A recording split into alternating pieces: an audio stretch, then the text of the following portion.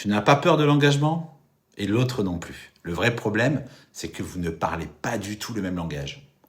On t'a déjà dit, par exemple, que tu fuyais, ou on t'a déjà reproché de ne pas être assez là, alors que dans ta tête, tu donnais tout en fait. Et c'est là que le fossé se creuse. Et c'est là que le drame commence dans l'incompréhension. Parce qu'en fait, pour certains, s'engager, c'est le grand saut. Mariage, enfant, crédit sur 25 ans, maison, compte en commun, enfin c'est du solide quoi, c'est du béton, c'est bien palpable quoi. Mais pour d'autres, l'engagement, il est beaucoup moins visible en fait, c'est peut-être plus subtil, c'est choisir de rester quand c'est pas simple. Ça peut être envoyer un message le matin, c'est ouvrir son jardin secret, alors qu'on a passé sa vie à se construire des murs autour de soi quoi. Et voilà le crash du couple. L'un attend une preuve monumentale, pendant que l'autre, il offre une vulnérabilité totale. T'en as un qui crie d'un côté, tiens, toi tu te projettes pas, voilà, tu m'aimes pas en gros quoi. Quand l'autre pense, moi je suis en train de tout te donner, je te donne mon âme quoi. Et toi tu le vois pas.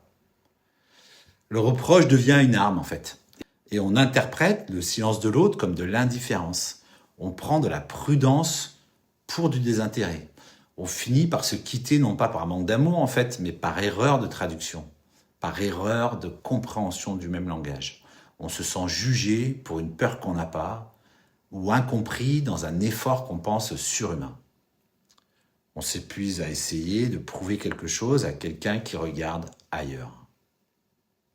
Alors la solution, elle n'est pas de s'engager plus, parce qu'on est déjà à fond, chacun de notre côté, il n'y a pas de souci de motivation en fait. La solution, c'est de définir le mot. Il vaut mieux arrêter de demander est-ce que tu m'aimes ou où est-ce qu'on en est. Il vaut mieux demander c'est quoi pour toi être engagé.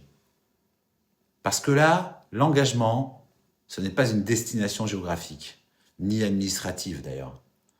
C'est plutôt un contrat qu'on réécrit à deux chaque jour avec ses propres termes.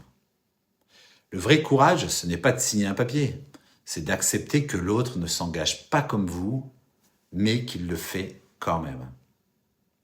Voilà, j'espère que cette capsule vous aura apporté des éclaircissements sur l'engagement, parce que moi, franchement, pendant des années, je suis resté dans le flou, et mon couple, à l'époque, c'est pété la gueule, voilà, clairement. Voilà, pense à t'abonner pour une prochaine capsule de coaching, et si tu as des commentaires à faire, c'est par là en dessous. À bientôt, bye.